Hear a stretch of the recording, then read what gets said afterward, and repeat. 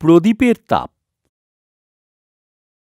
একদিন প্রচণ্ড শীতের রাতে বাদশাহ আকবর ও তার চতুর মন্ত্রী বীরবল রাজমহলের পিছনের বাগানে ঘুরে বেড়াচ্ছিলেন। বীরবল, কি প্রচণ্ড শীত পড়েছে! তোমার কি মনে হয় এরকম শীতে কেউ সারা রাত জলে দাঁড়িয়ে থাকতে পারবে? একদম না জাহাপনা, কিন্তু যদি পুরস্কার রাখা হয় তবে সেই লোভে কেউ হয়তো দাঁড়াতে রাজি হলেও হতে পারে। ঠিক আছে, তাহলে তুমি কি এমন কোনো ব্যক্তিকে আনতে পারো? ঠিক আছে জাহাপনা, আমি চেষ্টা করছি। দ্বিতীয় দিন বীরবল নিজের এক গরিব পড়শিকে ডেকে পাঠালো।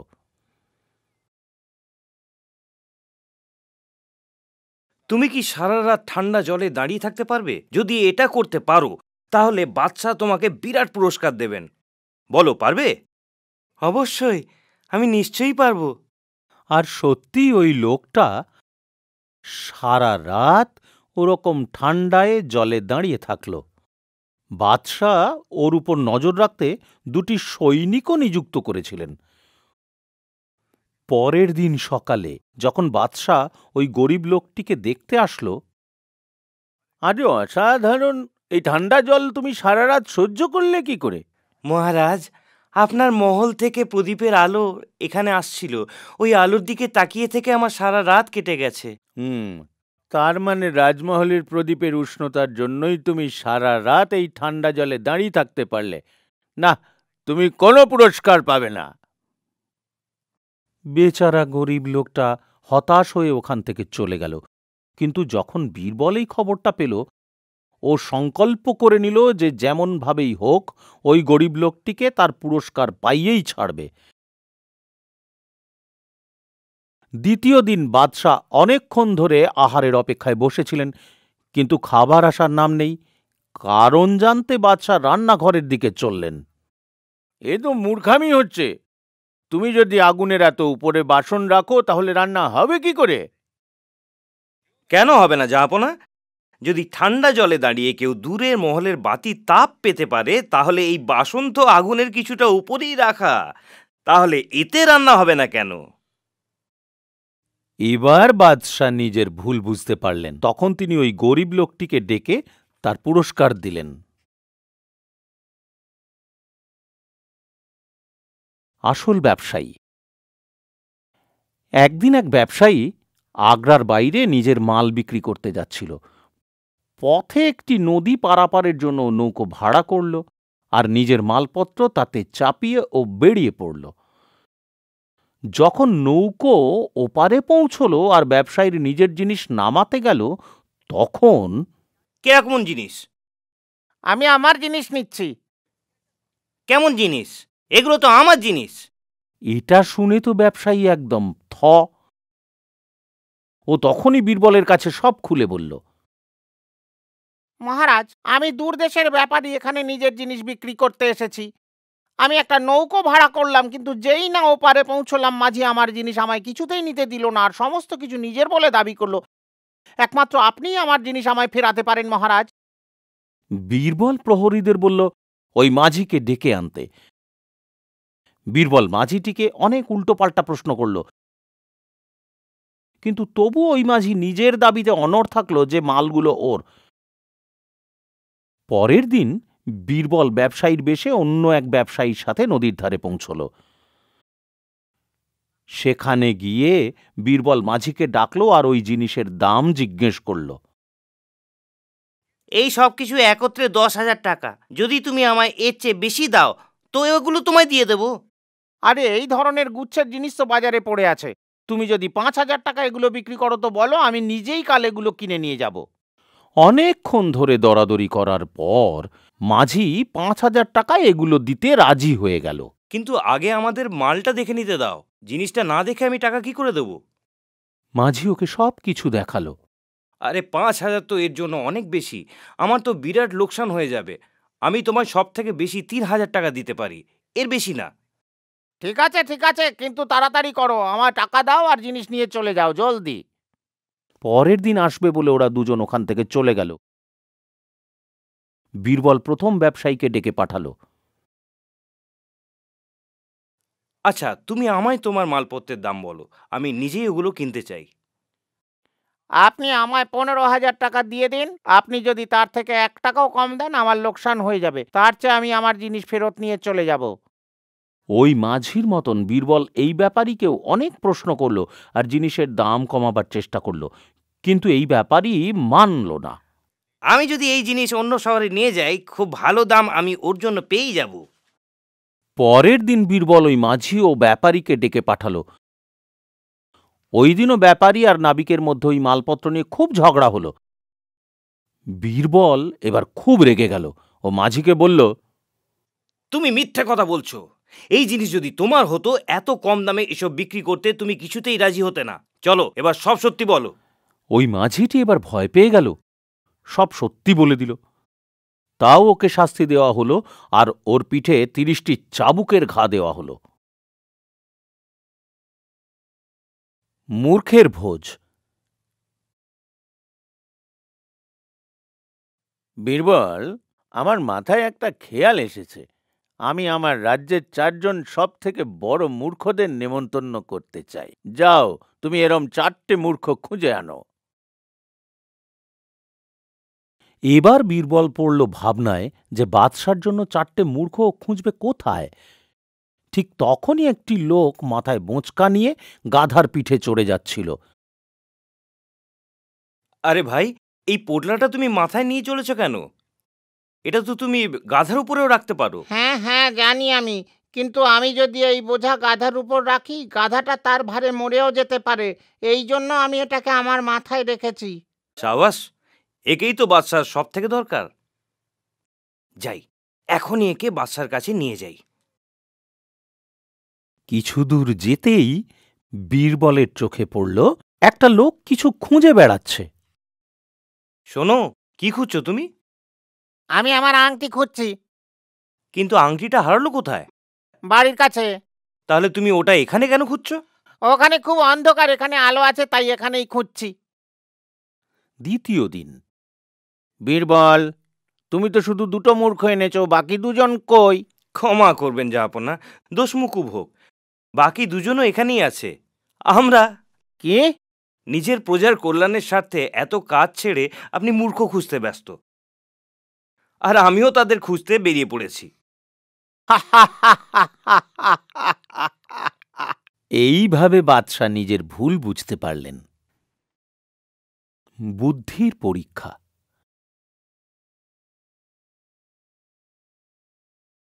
পারস্যের রাজদরবারে আসা সব অতিথি বীরবল আর ওর বুদ্ধির খুব প্রশংসা করত। এই জন্য ওই রাজা বীরবলের সাথে দেখা করতে চাইলেন। উনি সম্রাট আকবরকে চিঠি লিখলেন যাতে উনি বীরবলকে ওনার কাছে অতিথি রূপে পাঠাবার আর্জি জানালেন। বীরবলকে পাঠাতে আকবর রাজি হয়ে গেলেন। অনেক উপহার সমন্বিত হয়ে বীরবল পারস্যের রাজার সাথে দেখা করতে চললেন। যখন বীরবল পারস্য পৌঁছলেন, আমাদের দেশে আপনাকে স্বাগত জানাই। আমাদের রাজা আপনার সাথে দেখা করতে উদগ্রীব। চলুন রাজমহলে যাই। ওরা দুজন রাজমহল গেল। যখনই রাজমহলে বীরবল প্রবেশ করল, খুব অবাক হল। ও দেখল যে একরকম সিংহাসনে 6 জন বসে আছে। বীরবল আগে কখনো রাজাকে দেখেনি। এই জন্য উনি দ্বিধায় পড়লেন। উনি বুঝতে পারছিলেন না কে আসল রাজা। কিছুক্ষণ এক মনে ভাবলেন। কিছুক্ষণ বাদে সোজা হেঁটে মাঝে বসা লোকটির সামনে দাঁড়ালেন ও প্রণাম করলেন। হে মহান রাজা, আমার প্রণাম স্বীকার করুন। আপনার দেখা পেয়ে আমি অত্যন্ত খুশি। পারস্যের রাজা শাহ এই ভেবে অবাক হয়ে গেলেন যে বীরবল ওকে চিনলেন কি করে। বীরবল, আগে কখনো তুমি আমায় দেখনি, তাও কি করে তুমি আমায় চিনতে পারলে? মহারাজ, প্রথমে তো আমি খুবই সংশয়ে পড়ে গেছিলাম, কিন্তু মন দিয়ে ভাবলাম। তারপর দেখলাম যে একমাত্র আপনিই আমার দিকে দেখছেন, বাকি সবাই আপনার দিকে তাকিয়ে। এইভাবে আমি জেনে গেলাম যে আসল রাজা আপনি। দারুণ বীরবল, তোমার বুদ্ধির জবাব নেই। ছোট রেখা। একদিন আকবর বাদশাহ দরবারে একটি বিচিত্র প্রশ্ন করলেন। কেউ এই রেখাটিকে হাত না লাগিয়েই কি ছোট করে দেখাতে পারো? উনি এই বলে একটি রেখা আঁকলেন।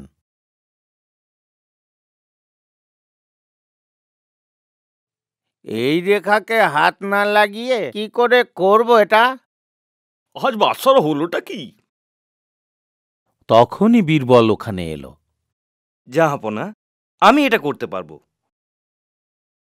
ঠিক আছে বীরবল, এবার এই রেখাটিকে ছোট করে দেখাও। বাদশার টানা রেখার পাশে বীরবল ওর চেয়ে লম্বা একটি রেখা টেনে দিল। আর তারপর দেখলেন জাহাপনা, আপনার টানা রেখাটি ছোট হয়ে গেল।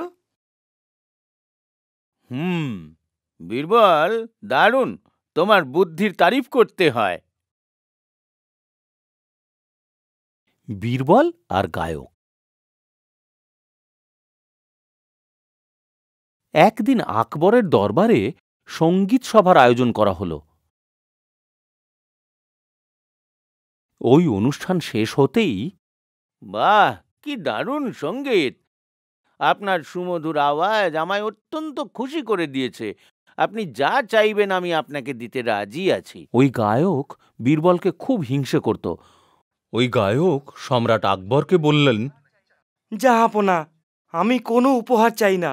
আপনি শুধু এটুকু আদেশ করুন যে যেমন ব্যবহার বীরবল পায় তেমনি ব্যবহার যেন আমিও এবার থেকে পাই। আকবর গায়কের উদ্দেশ্য জেনে গেলেন। দেখো, সর্বশ্রেষ্ঠ গায়ক হিসেবে যেই সম্মান তোমার পাওয়ার কথা তা তো তুমি পাচ্ছই।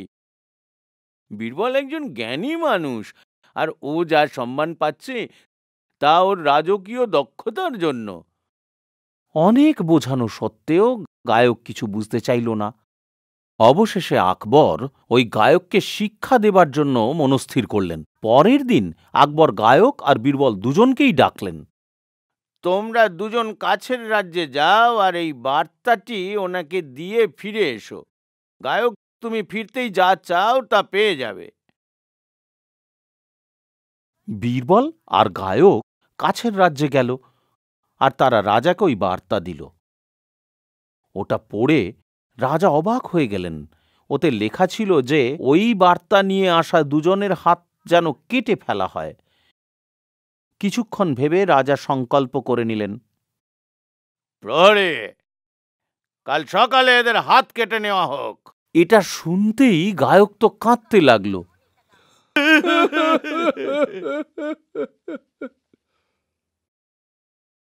ভয় পেও না, আমি সামলাচ্ছি ব্যাপারটা।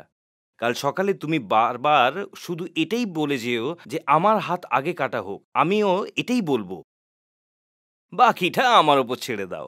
পরদিন সকালে রাজার দরবারে, মহারাজ, আগে আমার হাত কাটুন। না মহারাজ, আগে আমার হাত কাটুন। না না মহারাজ, আমার হাত আগে কাটবেন। না মহারাজ, না, দয়া করে আমার হাত আগে। বারবার দুজন একই কথা বলতে লাগলো। এবার রাজা অবাক হলেন। কি হচ্ছে কি এটা? তোমরা দুজন কি বাঁচতে চাও না? এমন না মহারাজ, এর পেছনে একটা বিরাট কারণ আছে। কারণ? কি কারণ? হ্যাঁ মহারাজ, আমাদের সম্রাট আপনার রাজ্য কেড়ে নিতে চান। এক জ্যোতিষী ওনাকে বলেছেন যে যদি আপনি দুজন নির্দোষ মানুষের হাত কেটে দেন তো আপনার পূর্ণ অর্জন হবে। যার হাত আপনি আগে কাটবেন সে রাজা হয়ে যাবে আর অন্যজন মুখ্যমন্ত্রী। তারপর উনি খুব সহজেই এই রাজ্য অধিকার করতে পারবেন। এই জন্য মহারাজ, দয়া করে আমার হাত আগে কাটুন। কি? আমি কি এতই মূর্খ? আমি তোমাদের সম্রাটের চাকর না যে তার আদেশ পালন করব। তোমরা দুজন এখনই আমার রাজ্য থেকে দূর হয়ে যাও। বীরবল আর গায়ক খুশি মনে ওখান থেকে ফিরে এলো আর আকবরের সাথে এসে দেখা করল। তো গায়ক, এবার তাহলে সবাইকে নির্দেশ দিয়ে দিই যে তোমার সাথেও অমনি ব্যবহার হোক যেমন বীরবলের সাথে করা হয়। না জাহাপনা, আমায় ক্ষমা করে দিন। বীরবল একজন জ্ঞানী ব্যক্তি আর আমাদের রাজ্যের ও এক বিরাট সম্পত্তি। আমি তো এক গায়ক মাত্র। বীরবলের মতন সম্মান পাওয়ার যোগ্য আমি নই। আমাকে ক্ষমা করে দিন। যা হয় ভালোই হয়। একদিন আম কাটতে গিয়ে বাদশার আঙুল কেটে গেল। আহ আহ জাহাপনা, যা হয় ভালোর জন্যই হয়। কি? আমার আঙুল কেটে গেছে, আমার ব্যথা করছে, আর তোমার হাসি পাচ্ছে? কে আছো? একে বন্দি করো। ঠিক আছে, যা হয় ভালোর জন্যই হয়। দ্বিতীয় দিন বাদশা শিকারে গেলেন আর জঙ্গলে পথ ভুলে গেলেন। পথ খুঁজতে খুঁজতে তিনি একটি নিষ্ঠুর আদিবাসী এলাকায় প্রবেশ করলেন। ওই আদিবাসীরা বাদশাকে বন্দী করে নিলেন। হা হা, ওয়াকে লিয়ে আসো, আমরা ওয়াকে দেবতার কাছে বলি দেব। সবাই বাদশাকে এনে একটি স্তম্ভের সাথে বেঁধে দিলেন। আরে দাঁড়াও, উয়াকে দিয়ে হবে না, উয়ার আঙুল তো কাটা আছে। আমাদের দেবতা এইরকম বলি একদম গ্রহণ করবে নাই। যাতে দাও, উয়াকে ছাড়িয়ে দাও। এবার বাদশার চোখ খুলল। বীরবল যাই বলেছিল ঠিক বলেছিল। মহলে ফিরতেই বাদশা বীরবলকে মুক্ত করতে আদেশ দিলেন। বীরবল, ওই দিন যখন তোমায় কারাগারে বন্দি করলাম, তখনও তুমি বলেছিলে যে যা হয় ভালোর জন্যই হয়। এটা কেন? জাহাপনা, আপনি যদি কারাগারে আমাকে বন্দি না করতেন, তাহলে আমি আপনার সাথে যেতাম আর আদিবাসীরা আপনাকে ছেড়ে আমায় বলি দিত। তোমার কথাই ঠিক, যা হয় ভালোর জন্যই হয়। হাওয়া মহল। একদিন আকবরের মনে এক অদ্ভুত ভাবনা এলো। উনি নিজের ইচ্ছে সব মন্ত্রীদের ডেকে বললেন, আমি এমন একটা মহল বানাতে চাই যা ভিত ছাড়াই দাঁড়াতে পারে। মহলটা হাওয়ায় ভাসমান হতে হবে। এবার তোমরা আমায় বলো, এটা কি করে সম্ভব? সব মন্ত্রীরা অবাক বিস্ময়ে হতবাক হয়ে রইল। তখনই ওখানে বীরবলের আগমন হলো। ওকে আকবর নিজের ইচ্ছে শোনালেন। আকবরের কোনো কথাই বীরবল কখনো নাকচ করতেন না। জাহাপনা, এমন কি বড় ব্যাপার, কিন্তু এর জন্য বেশ অনেকটা টাকা লাগবে আর সময়ও চাই। সে ঠিক আছে, তুমি কাল থেকেই তোমার কাজ শুরু করে দাও। পরের দিন বীরবল নিজের চাকরকে ১০০টা টিয়া পাখি নিয়ে আসতে বলল এবং নিজের মেয়েকে সেগুলো দিয়ে দিল। শোনো, এদেরকে কিছু কথা বলা শেখাতে হবে তোমাকে। যেমন জল নিয়ে এসো, ইট নিয়ে যাও, চল চল, তাড়াতাড়ি করো, ঠিক করে কাজ করো, ঠিক করে কাজ করো। ও বাবার কথায় রাজি হয়ে গেল আর পরবর্তী কিছু মাস ধরে ও টিয়াদের এসব শেখাতে লাগল। একদিন হঠাৎ আকবরের মনে পড়ল নিজের হাওয়া মহলের কথা। উনি তখনই বীরবলকে ডেকে পাঠালেন। বীরবল, আমার হাওয়া মহলের কি হলো? কাজ কদ্দূর এগোলো? জাহাপনা, কাজ তো খুব তাড়াতাড়ি এগোচ্ছে। খুব ভালো, তা আমি দেখতে চাই একবার। হ্যাঁ জাহাপনা, কাল যাব। পরের দিন বীরবল একটা বিশাল বদ্ধ জায়গায় টিয়া পাখিগুলোকে খোলা ছেড়ে দিল। আকবর যখন ওখানে এলেন খুব অবাক হয়ে গেলেন। জল নিয়ে এসো, ইট নিয়ে এসো, চলো তাড়াতাড়ি করো, জলদি করো, তাড়াতাড়ি করো, জলদি করো, ঠিক করে কাজ করো, ঠিক করে কাজ করো। এই কথাগুলো আওড়াতে আওড়াতে টিয়াগুলো এদিক ওদিক উড়ে বেড়াচ্ছিল। এসব দেখে আকবর একদম অবাক হয়ে গেলেন। তিনি বীরবলের দিকে ফিরে তাকিয়ে বললেন, এ কি বীরবল, মহল কই? জাহাপনা, এই মহল তো হাওয়ায় তৈরি হচ্ছে, এই জন্য আপনি এটাকে দেখতে পাচ্ছেন না। দারুণ বললে বীরবল, মেনে গেলাম তোমার চাতুরি। কোনো জবাব নেই তোমার। ন্যায়পরায়ণতা। একদিন বাদশাহ আকবর ও বীরবল গল্প করছিলেন। বীরবল, আমার মনে হয় আমাদের রাজ্যে সবাই খুব ন্যায়পরায়ণ। বলতে পারবো না জাহাপনা, আজকাল লোকজন আর আগের মতন সাধু নয়। কি করে বলতে পারো এটা তুমি? ঠিক আছে, আমি এটা কাল প্রমাণ করব। দ্বিতীয় দিন বীরবল একটা ঘোষণা করল। শোনো শোনো, সমস্ত প্রজাগণের জন্য জাহাপনার এই আদেশ যে মন্দিরের সামনে রাখা হাঁড়িতে 1 সের দুধ ঢালতে হবে, এটি বাদশার আদেশ। সবাই এসে ওই হাঁড়িতে দুধ ঢালল।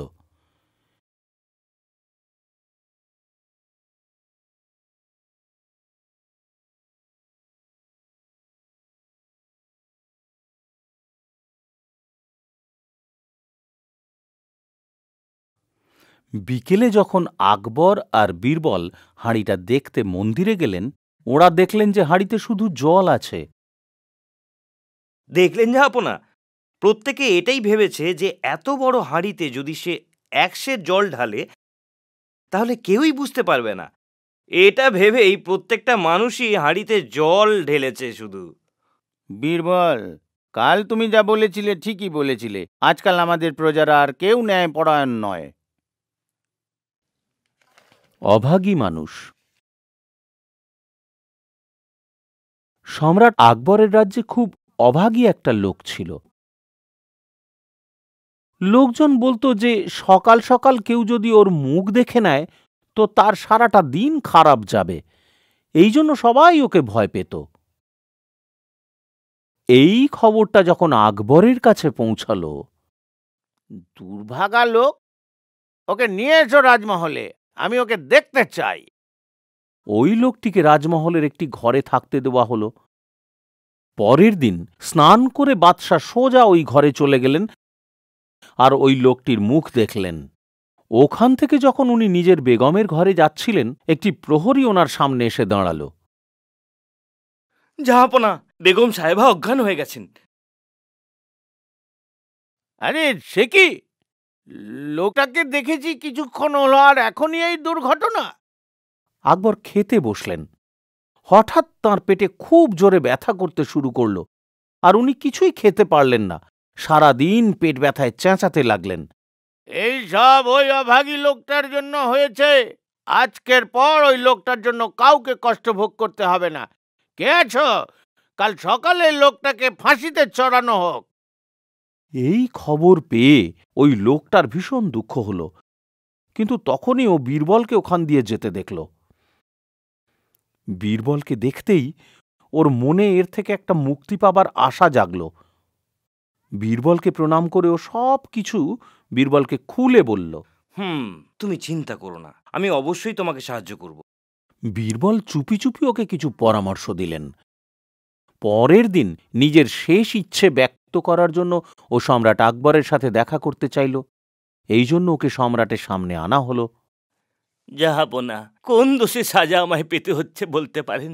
আমি তোমার ভাগ্যের কথা শুনেছি, আর আজ নিজে সেটা বুঝতে পেরেছি। তুমি একটা মহা দুর্ভাগা মানুষ। তোমার জন্য কাউকে যেন দুঃখ ভোগ করতে না হয়, সেই জন্য তোমায় সাজা পেতে হবে। আমায় ক্ষমা করবেন জাহাপনা, আমার মুখ দেখে আপনার শুধু খাওয়া হয়নি, কিন্তু আমার ভাগ্য দেখুন, কাল আমি সবার প্রথমে আপনার মুখ দেখেছিলাম, আর দেখুন আজ আমাকে শুলিতে চড়তে হচ্ছে। এবার বাদশার চোখ খুলল, আর উনি ওকে ছেড়ে দিলেন এবং সঙ্গে অনেক সোনা দানা আর টাকা দিলেন। বাদশা ওই লোকটাকে জিজ্ঞেস করলেন, আচ্ছা বলো তো, এসব বলার পরামর্শ তোমাকে কে দিল? জাহাপনা, এসব আমাকে বীরবল শিখিয়েছেন, যিনি চান না যে তার বাচ্চা কিছু ভুল করুক। এই কথা শুনে আকবরের বীরবলের জন্য খুব গর্ব হল।